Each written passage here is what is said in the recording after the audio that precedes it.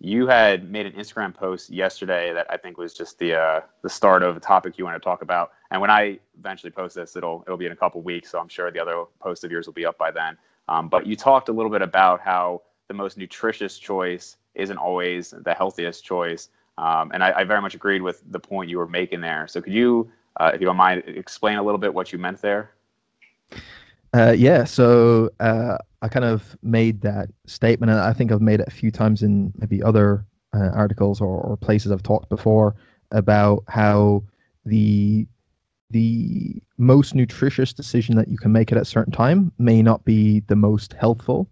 And as I put in that post, that may sound like an oxymoron, but as you delve into it, what I mean by that is if you base your decisions on food purely on the nutritive content of them, then we would be just processing this like an AI robot. Like, okay, what is the nutrient profile of all these specific foods? What is the exact amount? And I'm going to consume these at like ideal times in the ideal amounts and work only as this input output machine on nutrients.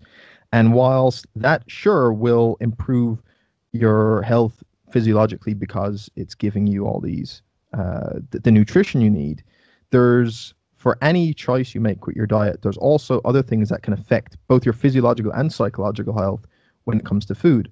So some of the examples I gave is if you eat in such a way where, let's say it's really good quality food and whatever people want to decide is good quality, but for this purpose, we'll think of like just good quality food that is the most nutritious. You eat some of that, but if you have a diet that's comprised totally of that, but your mindset is one of fear of eating anything else, or anything else will be terrible for me, or I should feel guilty or ashamed for wanting something else, or if I do that, then I'm going to look terrible, or any of these negative psychological kind of profiles from how you approach what food is. Beyond that, even more simple things that would apply to people of if eating in a certain way is nutritious for you, but it means you miss out on social occasions. So you can't go to a certain meal out with your friends. You can't go for a barbecue and a beer with a couple of your friends, or you can't go to your niece or nephew's birthday party and have a piece of cake, or you can't hang out in these social gatherings because that derails you from this perfect diet you've put yourself on. I think that can be not only problematic psychologically, but those things tie into physiological things and stress and long term. And we just know from like if you look at any of the literature on like comorbidities with things like social isolation and loneliness, it's just incredible. That on top of obviously this mental health kind of burden that we have right now, those things shouldn't be underestimated. So any behaviors around food that extend beyond their nutritive value should be taken into account as well. And if you just look at any culture in the world, so much of those kind of community aspects are built around eating occasions, and it's an important time. And if you come together and use food that's tasty and enjoyable in a environment where people are talking and having fun, I think you can lose that if you only see it as this collection of molecules, basically. So that was kind of the point I was getting to, that there is certain occasions and certain times where having a food that may not be the best for you nutritionally is actually better for you for your health. And that's not all the time, but it's certainly some of the time. Yeah, I'm glad that that mindset is becoming a little bit more accepted nowadays. I talked with John Meadows about that, and I think maybe one or two other guests. And I think one of the most unhealthy times I had, psychologically speaking, was in high school when I was eating.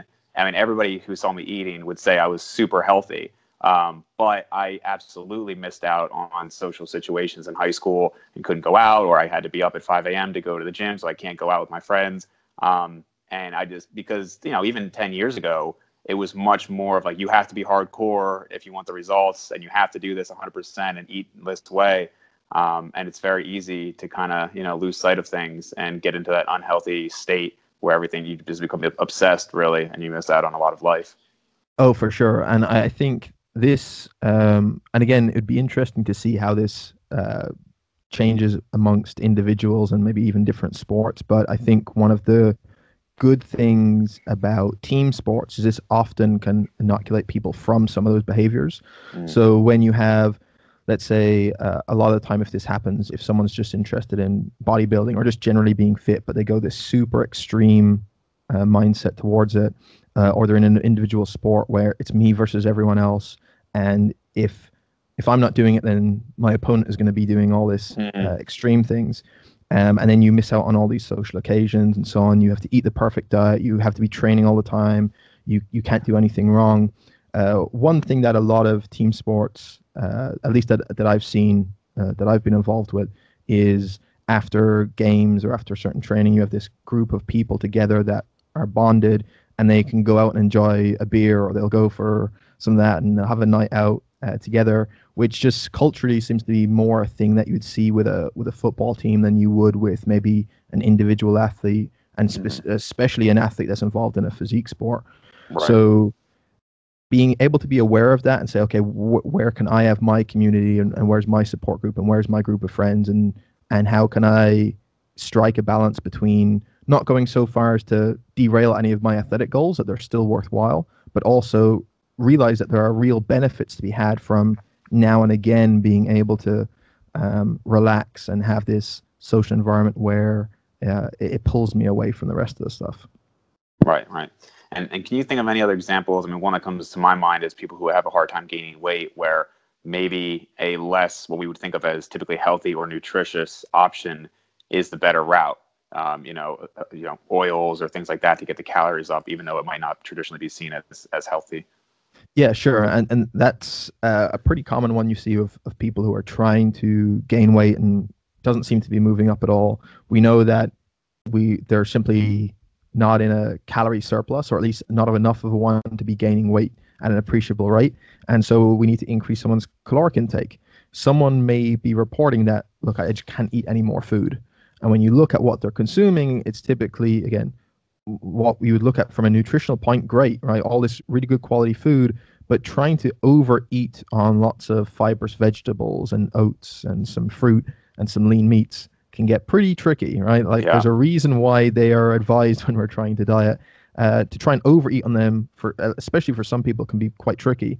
And so you want almost the opposite. It's like, what would you want to eat if you did want to overeat on calories? Things that are easy, quite palatable, not too filling. And that's where choices that are more processed or more in line with what people view as junk food can be useful. Not as a huge part of your diet, but enough of a supplementary part that will push your caloric intake up easily without you feeling full or too sick, which what can happen if someone's trying to eat 600 grams of carbs a day from just oats and bananas, right? So yeah, I think there's always scenarios and contexts where these universal rules don't apply, and that's just one example.